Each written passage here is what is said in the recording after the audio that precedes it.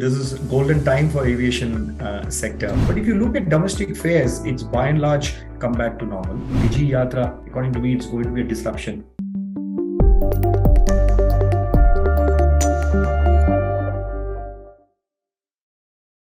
Hi everyone, welcome to another episode of TOI Business Bytes.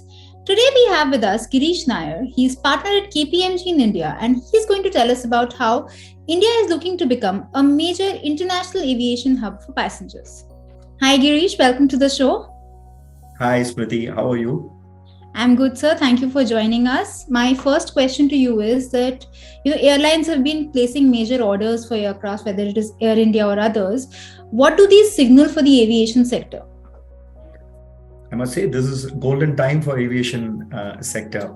And I'm so happy to see this, bouncing back, especially after the most unprecedented event that the industry went through, right, during COVID. I think if I can say safely, I think one of the industry which would have got impacted was during COVID was aviation in our industry, and it's so good to see all this positive news. And especially I think if you look at the last quarter performance, I think it was really brilliant, right?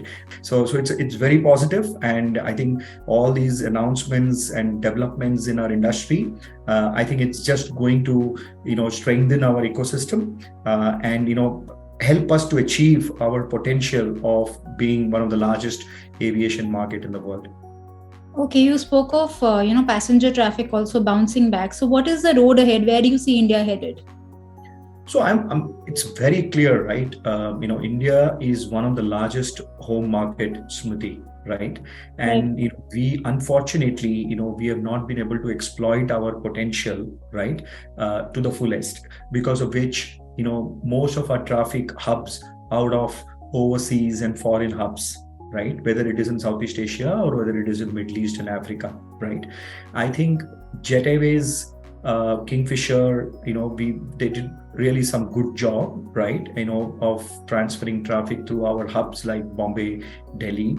And unfortunately, we had some challenges, right? But going forward, we can really see some good plans, put in by airlines, whether it is low-cost airlines or network carriers. And all these aircraft orders just basically tell us that, there is a clear, robust plan, which will essentially make our airports and our airlines hubbing out of large airports, metro airports, tier 2 metros, and airport infrastructure is also going through a lot of changes, right? So I'm just waiting to see a good transfer flows happening out of our metro airports, our hub airports, and our airlines creating a good bangs and waves of network, where seamlessly traffic flows through our airports, because India is geographically positioned so beautifully to create aviation hubs, isn't it? So I think that's what it's my take on it. Okay, with so many of these aircraft options coming up, even airports coming up and everything, what does it mean from a passenger perspective, especially in terms of airfares? Where do you see those heading? So airfares, see, what we saw in the last quarter was an aberration, right? And because there was pent up demand. But if you look at domestic fares, it's by and large come back to normal, right? Because the capacity, pre-COVID versus today, I think we are by and large, we have plugged the gap, right? International, yes, we are somewhere around 85%. And, I think once the capacity comes back, I think, international fares should also, rationalize.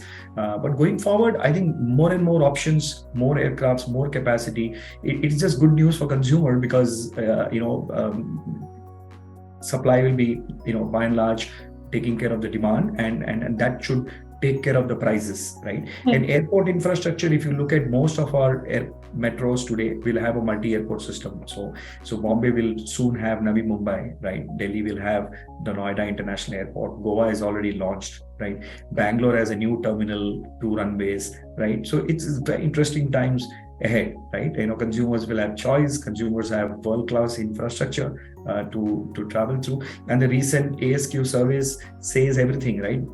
Most of our airports have been judged as one of the best airports in the world. So which is a very good sign, and very good sign for the consumers as well from a flying experience point of view. But you also spoke about all of these regional airports coming up, right? And they're providing for affordable connectivity through various schemes of the government. Where do you see air traffic heading in the next few years, especially, given that infrastructure is also being ramped up in roadways, railways is also upgrading itself. So within all these streams of infrastructure and transportation available to me, how does aviation stand out? How will it be able to wean some share away from these other two modes of transport? So there are a lot of investments that is planned in the airport infrastructure space, right? At the same time, I think the Ministry of Civil Aviation has also taken a lot of initiatives like UDAN, okay, to facilitate regional traffic and regional travel. The interesting piece is that there are also airlines coming up, right? So we have recently heard about, one startup airline talking about, starting a regional carrier, out of tier 3 station, right? These are all very, very good moves. And if you see evolved, matured aviation markets like Europe and US, I think other modes of transport competing with air is a phenomena that, we have seen, correct? And they will all coexist, right? That's the kind of demand that we have, So we have not even scratched the surface in terms of air traffic penetration. If I look at the larger number of, say, 600 million, 700 million, the upper middle class people that we talk about, right? So there's a huge demand out there, right? And it all depends. Yes, the road connectivity is going to be brilliant. I think there's some outstanding infrastructure, invested and planned on the road infrastructure. However, air and road will coexist, and we have seen this in evolved, matured markets, right? Train, rail, air, they coexist, right? It depends on consumer, it depends on consumer's need, it depends on, what is a priority at that point of time. The consumer experience is going to be completely changed, whether it is irrespective of the mode of transport, right?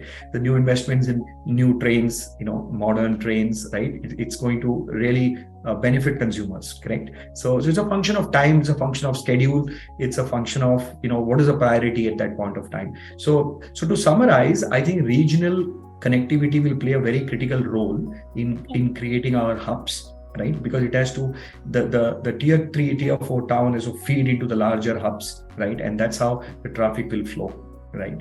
And that's where all these aircraft orders, the carriers, whether it is full service carriers, network carrier, low cost airlines, I think their plans fall in place, and we have a potential, which needs to be exploited. Okay, and you spoke of a lot of airports coming up also. So where should the infrastructure head in that direction? What are the kind of airports that we should be looking at making? So see, one is that we have a lot of airports, right? It's not that most of our airports are completely utilized, right? There's a lot of capacity available, right? And when I look at our connectivity today, whether it is Goa, whether it is Pune, whether it is Nagpur, right? Whether it is stations in Northeast, right? It's unbelievable. I never thought that there will be a non-stop Bombay Jammu flight, right? And a non-stop Bombay Northeast connection, right? A Bangalore Northeast connection, right? So I'm saying that there are a lot of capacity available, right? Airline network will evolve. Look at couple of low-cost airlines, how they have built a beautiful point-to-point connectivity across our country, covering length and breadth of our country, right?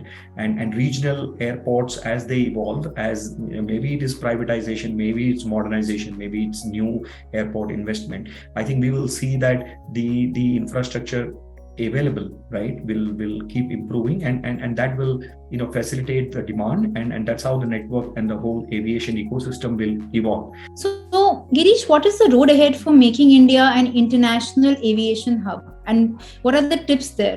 Yeah, so very, very, very interesting, very good, and very, very this is the most critical subject, right? India has the potential to be a good international hub, right? And airlines have to create that hub. Airports and other players need to build the infrastructure for the airlines to actually create that beautiful creative networks, right? Flows. We all have seen demand is there, right?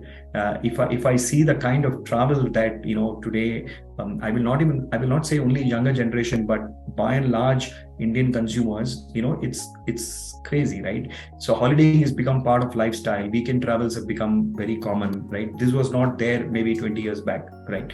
So I think we have all the potential to become a truly an hub. And I must also say, Smriti, here is that there are a lot of ancillary things, which is critical, right? So with all these aircraft coming in, you need to have good maintenance facility, you need to have trained manpower, you need to have skilled manpower, right? These are all going to be a good challenge for the ecosystem, right? So this is a high time where the regulator, the government stakeholders, the private stakeholders, they need to form core groups, because aviation is large, aviation is diverse, right? There are a lot of things in aviation. So we need to have task groups, to come together to see for three things, according to me.